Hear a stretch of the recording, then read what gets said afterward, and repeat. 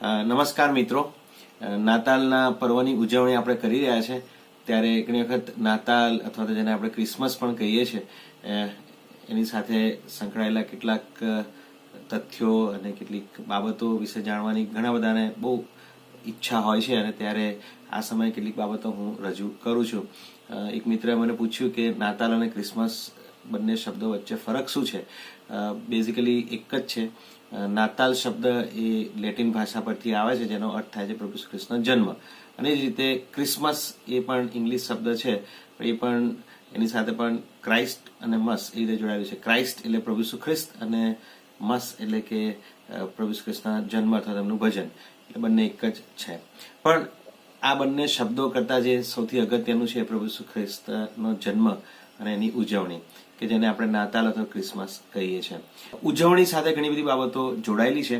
25 December આપણે નાતાલ તરીકે ઉજવીએ છીએ. નાતાલની ઉજવણી સાથે બહુ બધી બાબતો જોડાયેલી છે, પણ એક વસ્તુ યાદ રાખીએ કે ઘણી વખત નાતાલની ઉજવણી સાથે ઘણી બધી કોમર્શિયલાઇઝ જેને આપણે કહી શકીએ, વેપારીકરણ કહી શકીએ, ઉપભોક્તાવાદ કહી શકીએ, એવી બધી ઉજવણીઓ પણ જોડાયેલી છે. અને નાતાલ અથવા તો કોઈ પણ તહેવાર આપણે ઉજવીએ ત્યારે આપણે આનંદ કરીએ, ચોક્કસ રીતે એમાં કોઈ જ ખોટું નથી. બેસ્ટમાં બેસ્ટ રીતે, શ્રેષ્ઠમાં શ્રેષ્ઠ રીતે આપણે ઉજવણી કરીએ, કારણ કે મનુષ્ય તરીકે આપણે એક સામાજિક પ્રાણી છે અને સાથે સાથે એ ઉજવણી આપણે શ્રેષ્ઠ રીતે કરીએ. પણ યાદ રાખીએ કે એ ઉજવણીના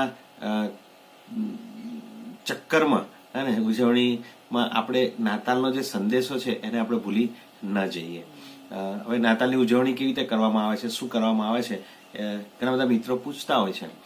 સામાન્ય રીતે નાતાલ 25મી ડિસેમ્બર અગાઉ પણ કેટલીક ઉજવણીઓ શરૂ થઈ જાય છે. એકબીજાના ઘરે જવું, દેવળોથી માંડીને પોતાના ઘરને શણગારવું, આ બધી બાબતો કરવામાં આવે છે.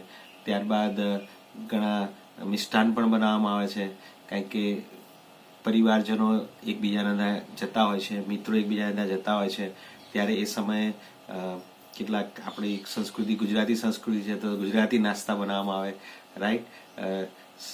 એટલે એની તૈયારી કરવામાં આવે છે. પછી 25મી દિવસે, 25મી ડિસેમ્બરના દિવસે સામાન્ય રીતે દેવળોમાં, પ્રભુ ઘરમાં પ્રાર્થનાનું આયોજન કરવામાં આવે છે, ભક્તિ સભાનું આયોજન કરવામાં આવે છે. કેટલીક દેવળોમાં 24મીની રાત્રે પણ ભક્તિ સભાનું આયોજન કરવામાં આવે છે, ભજન સેવાનું આયોજન કરવામાં આવે છે, અને રાત્રે મોટાભાગે એક ભજન સેવા હોય છે. અને એની પાછળ એટલું જ છે કે 12 વાગે દિવસ બદલાય ત્યારે 25મીમાં પ્રવેશ કરીએ ત્યારે એકબીજાને શુભેચ્છા પાઠવીએ, પ્રાર્થના સાથે આપણે પ્રવેશ કરીએ. પછી ત્યારબાદ 25મીના દિવસે સામાન્ય રીતે દેવળોમાં, પ્રભુ ઘરમાં ભજન સેવા હોય છે કે જેમાં ભજનના ગીતો હોય, પછી પ્રાર્થનાઓ કરવામાં આવે, આભાર માનવામાં આવે કે પ્રભુ જે આશીર્વાદો આપ્યા તેના માટે, પાપની કબૂલાત કરવામાં આવે કે ભાઈ જે પણ ખોટું કામ થયું છે પ્રભુ તો અમને માફ કર. અને બાઇબલ બહુ સ્પષ્ટ કરે છે અને ખ્રિસ્તી વિશ્વાસનો એક વિશ્વાસ છે કે પ્રભુ ખ્રિસ્ત સિવાય બીજું કોઈ આપણને પાપની માફી આપી શકતું નથી, કે જે મોક્ષ કહીએ છે. એટલે એ મોક્ષ આપણને મળે, પ્રાપ્ત થાય, તેના માટે પ્રાર્થના કરવામાં આવે છે. ત્યારબાદ વિનંતીની પ્રાર્થના હોય કે પોતાના માટે વિનંતી કરીએ, સારી તંદુરસ્તીને માટે, પરિવારને માટે, કુટુંબને માટે, આપણા દેશને માટે. તમે કોઈ પણ દેવળમાં જાઓ તો રવિવારના દિવસે જાઓ અથવા તો 25મી ડિસેમ્બરે જાઓ તો આપણા દેશને માટે પ્રાર્થના કરવામાં આવે છે. આપણા જે ડિફેન્સ ફોર્સિસ છે તેના માટે પ્રાર્થના કરીએ છીએ. શ્રેષ્ઠમાં શ્રેષ્ઠ આપણા આગેવાનો નિર્ણયો લઈ શકે તેના માટે પ્રાર્થના કરવામાં આવે છે. અને એ રીતે નાતાલની ઉજવણી કરવામાં આવે છે. નાતાલની ઉજવણીમાં ત્યારબાદ પરિવારજનોની મુલાકાત લેવી, દુઃખી હોય કોઈ, જેમને ત્યાં મરણ થયું હોય, બીમાર હોય, મોટી ઉંમરના હોય, એકલતાનો અનુભવ કરતા હોય એવા વ્યક્તિઓની મુલાકાત લેવી અને નાતાલનો જે આનંદ છે એ તેમની સાથે માણવો. પ્રભુ ઈસુ ખ્રિસ્તનો જે સંદેશ છે એ પ્રેમ છે, કરુણા છે, માફી છે.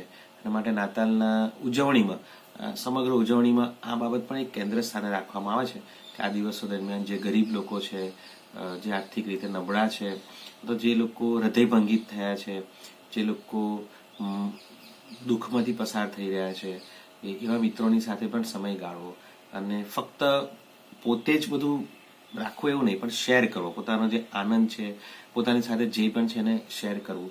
એટલે એ બાબત ઉપર પણ ખાસ ભાર મૂકવામાં આવે છે. અને કોઈ પણ ધર્મના હોય, કોઈ પણ જ્ઞાતિના હોય અને કોઈ પણ જાતિના હોય, એ બધાની સાથે એ આનંદ વ્યક્ત કરતા એ શેરિંગ કરવામાં આવે છે.